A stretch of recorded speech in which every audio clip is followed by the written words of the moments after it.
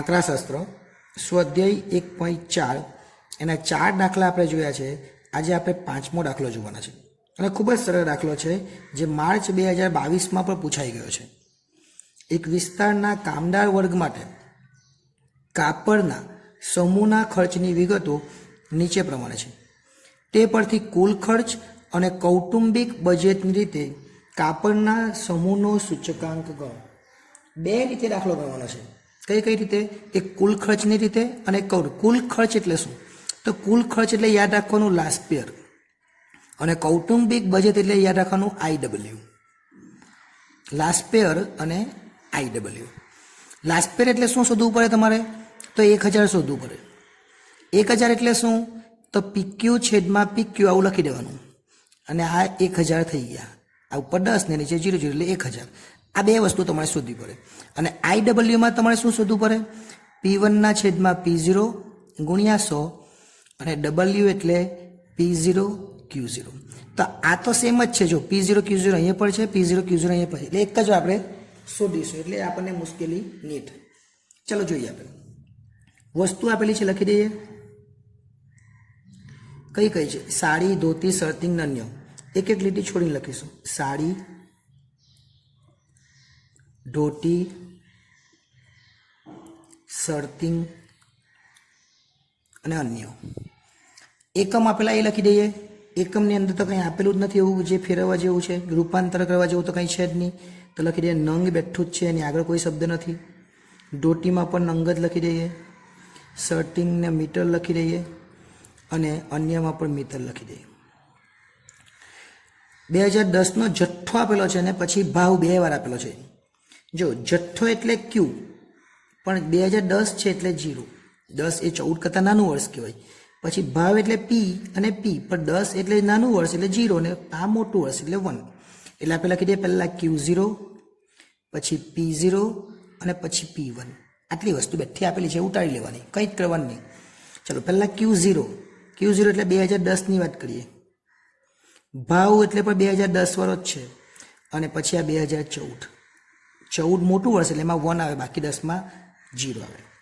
ચલો ઉપર જે બેઠું છે 5, 8, 20 અને 15 આડી લાઈન છે ને વ્યવસ્થિત ખાલી લખી દેવાનું છે બસ. 370, 32, 40 ને 20, 90. નમસ્કાર વિદ્યાર્થીઓ, આવી ગઈ છે આપણી એપ્લિકેશન SS એજ્યુકેશન. આ એપ્લિકેશનને ઇન્સ્ટોલ કરો. હવે થશે એકાઉન્ટ અને સ્ટેટનો ડર દૂર. મળશે સંપૂર્ણ પાયાથી શિક્ષણ. બધા જ પ્રશ્નો, બધા જ સ્વાધ્યાય અને બોર્ડમાં પૂછાયેલા દાખલાનો સમાવેશ એક જ કોર્સમાં ફક્ત ₹499. તો કોર્સને પરચેસ કરી આ એપ્લિકેશનનો લાભ મેળવો. વધુ માહિતી માટે SS એજ્યુકેશન એપ્લિકેશનની વિઝિટ કરી શકો છો. 370, 32, 40 અને 20, 90. ભાવમાં 400, 100, 38 અને 23.80. ચલો આટલું થઈ ગયું. હવે આપણે યાદ શું રાખવાનું? આપણે લાસ્ટ પેયર શોધવાનું છે. લાસ્ટ પેયર એટલે 1000 ને 1000 મેં તમને આ કીધું ઉપર 2, 10 ને 0 એટલે આપણે પહેલાં શું શોધવાનું? P1 Q0. પછી આપણે શોધવાનું P0 Q0, એને W પણ કહેવાય એટલે આગળ લખી દઉં P0 Q0, જે આપણે Wમાં પણ કામ લાગશે. બંને વસ્તુ સરખી જ છે. ચલો પહેલાં P1 Q0 બંને ગુણો 400 ગુણ્યા 5. 400 ગુણ્યા 5 કરે એટલે 2000 થાય. 100 ગુણ્યા 8 એટલે 800 થાય. આ P1 નાખી દો. 38 ગુણ્યા 2, 38 × 76 એટલે 760 થાય. અને 23.80 ગુણ્યા 15, 23.80 ગુણ્યા 15 એટલે 357 થાય. આને કહેવાય સિગ્મા P1 Q0. ચાલો એનો સરવાળો પણ કરી દઈએ. ઉપરનો હવે કંઈ કામ નથી, સરવાળો કરી દઈએ. 2000, 800, 760, 357 એટલે 3970 થાય. આ 2 વાર કામ લાગવાનું છે. કૌટુંબિક અંદાજપત્ર એટલે કે બજેટમાં પણ અને કુલ ખર્ચમાં પણ. P0 Q0 એટલે બંનેનો 300 ગુણ્યા 5 1500. પછી 700 ગુણ્યા 8, 7 × 56 એટલે 560. ચલો ત્યાર પછી 32.40 ગુણ્યા 20 32.40 ગુણ્યા 20 કરે એટલે 648 થશે. આગળ 20.90 ગુણ્યા 15, 20.90 ગુણ્યા 15 કરે એટલે 313.5 થઈ. આને શું કહેવાય? ડબલ્યુ પણ કહેવાય અને P0 Q0 પણ કહેવાય. બંને જગ્યાએ આપણે વાપરીશું. એટલે 3021.5 આપણો જવાબ આવે. આપણે પહેલા કુલ ખર્ચ શોધવાનો છે. એટલે આપણે લખીએ કુલ ખર્ચની રીતે સૂચકાંક. શું લખવાનું? કુલ ખર્ચની રીતે સૂચકાંક. કુલ ખર્ચની રીતે સૂચકાંક. કુલ ખર્ચની રીતે સૂચકાંક એટલે લાસ્ટપેર અથવા પાસે કોઈ બી હોઈ શકે. આપણે તો અત્યારે લાસ્ટપેર છે એનો, તો સિગ્મા P1 Q0 છેદમાં સિગ્મા P0 Q0. જીવન નિર્વાહ પણ આવી શકે કોઈ વાર, પણ જે બનતું હોય તે લખવાના મળે, જે સૂત્રમાં આવે તે. એટલે 3917 ભાગ્યા 3021.5 ગુણ્યા 100 એટલે આપણો એક જવાબ આવી જવાનો. શું આવશે? 1.29.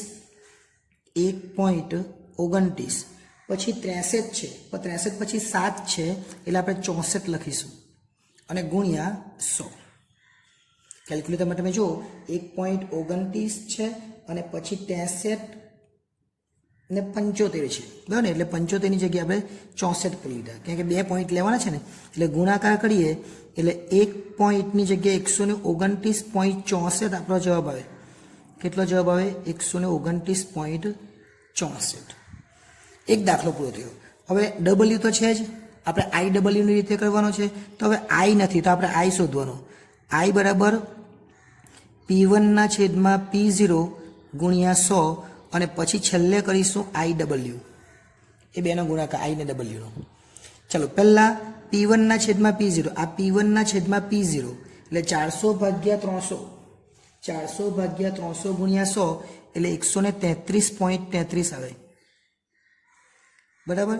ચાલો P1 છેદમાં P0 એટલે 100 ભાગ્યા 8 ગુણ્યા 100. 400 ભાગ્યા કેટલા કાં જોઈએ? P1 છેદમાં P0 આવ્યું 100 ભાગ્યા 70 છે. 100 ભાગ્યા 70 ગુણ્યા 100 એટલે 142 પોઈન્ટ. 142 પોઈન્ટ કેટલા આવશે? 86 આવશે. કેવી રીતના? આ P1 છે અને ભાગ્યા 70 કરવાના ગુણ્યા 100.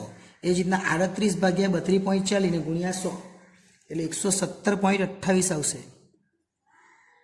લખવું હોય તો લખી શકાય. શું? P1 એટલે 760, P1 એટલે 38, P0 એટલે 38.40, P1 એટલે કેટલા? 23.80, P0 એટલે 20.90 અને ભાગાકારમાં કરવાનું. 23.80 ભાગ્યા 20.90 ગુણ્યા 100 એટલે 113.88 આવશે. ઓકે, આ શું મળ્યું? આઈ. હવે આપણે શોધવાનું આઈ ડબલ્યુ એટલે આ બંનેનો ગુણાકાર. આ બંનેનો ગુણાકાર કરી દઈએ આપણે. આ બંનેનો ગુણાકાર એટલે શું થાય? 133.33 ગુણ્યા 1500 કરવાના એટલે થાય 19,000 અથવા 1,99,000. 1,99,995. 1,99,995. પછી 142.86 ગુણ્યા 560 એટલે 80,001. 80,001.6.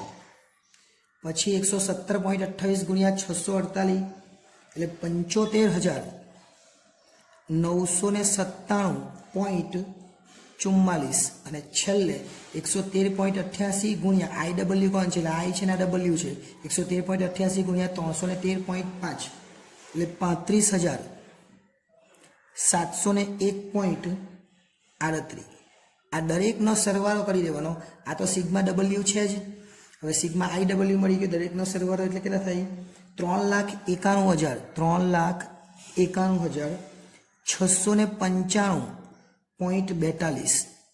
આ આપણો જવાબ આવ્યો. આ કઈ રીત છે? કૌટુંબિક. પેલી કુલ ખર્ચ થઈ ગઈ તો કૌટુંબિક બજેટની રીત. તો હવે લખવાનું નીચે કૌટુંબિક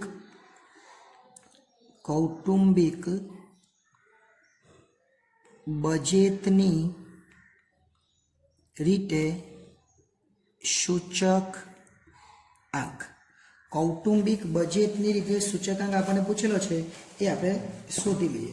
ચલો શું કરવાનું? હવે સિગ્મા આઈ ડબલ્યુ છેદમાં સિગ્મા ડબલ્યુ 5 માર્ક્સમાં પૂછાયો દાખલો બંને રીતે શોધવાનું છે એટલે કેટલા આવેલા છે 3,91,695.42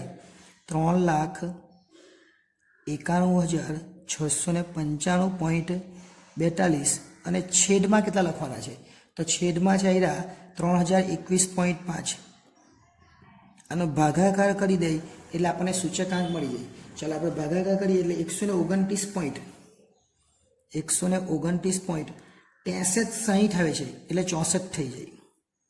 129.64 આ જવાબ પણ જોઈ લો અને આ જવાબ પણ જોઈ લો.